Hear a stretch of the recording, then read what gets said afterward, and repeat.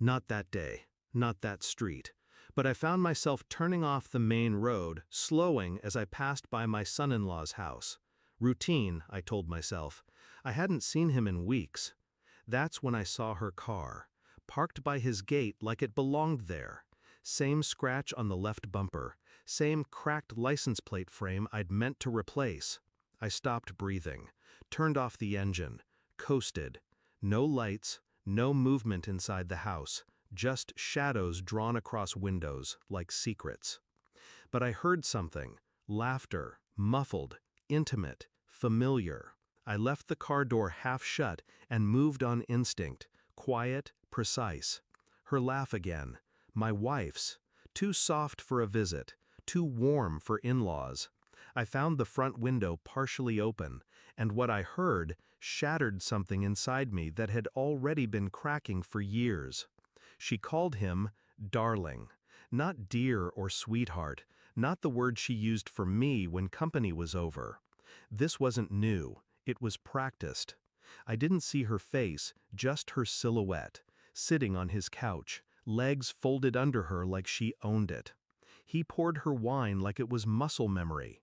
She joked about how he still doesn't suspect anything, and they both laughed. He was talking about me. She was agreeing. My wife, my son-in-law, the woman I built a life with, and the man I trusted to protect my daughter. And here they were, speaking in riddles laced with history, with a comfort that didn't belong. I backed away. Every step from the window felt like walking out of my own body. I didn't cry, didn't scream, just sat in my car, engine off, hand trembling against the steering wheel. I stared at my reflection in the rearview mirror for a long time, and didn't recognize the man looking back. I didn't confront her, not yet. I played my role with surgical precision, husband, father, harmless ghost in a polite home. But every word she spoke, every touch, every dinner conversation, I cataloged it, filed it, dissected it. I started digging. Phone records, late-night texts, deleted logs. I recovered them all. Her number called his more than she ever called mine.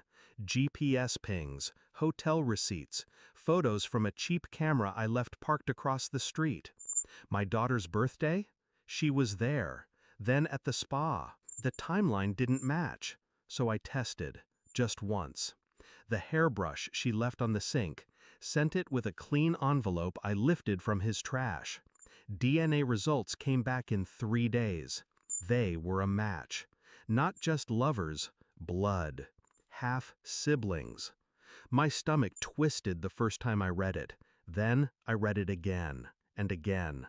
What I'd stumbled on wasn't just betrayal. It was something darker. I waited until she got home late, still wearing perfume that wasn't for me, smiling like sin. She walked in, dropped her bag, and kissed my cheek. I didn't flinch, just handed her an envelope. "Got something in the mail," I said. She looked inside, read the report, the test, the labeled swabs, his name, her name. The glass of water in her hand hit the floor. She didn't speak. Her lips moved, but no sound came out. I watched her turn pale, then gray, then something else, something feral. But I just stood there, hands still, heart quiet. I already knew everything. I didn't ask her why, didn't need to. Some poisons have no antidote. The next morning I printed copies of the report, sent them to 3 people, my daughter, my lawyer, and him. I didn't need to say a word. The truth would do the speaking. At dinner the next night, she tried to apologize, said she didn't mean for it to happen. I looked her in the eye and said, "I don't need to forgive you.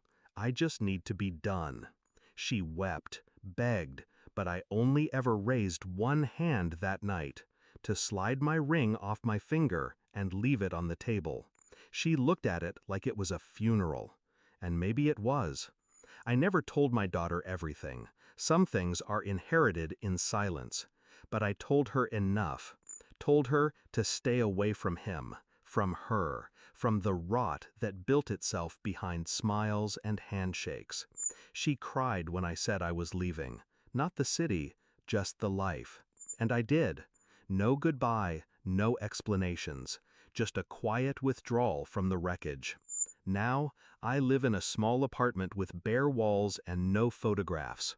I don't miss the noise. I don't miss the lies. I sit in silence most nights, thinking only one thing. I saw them before they saw me, and that made all the difference.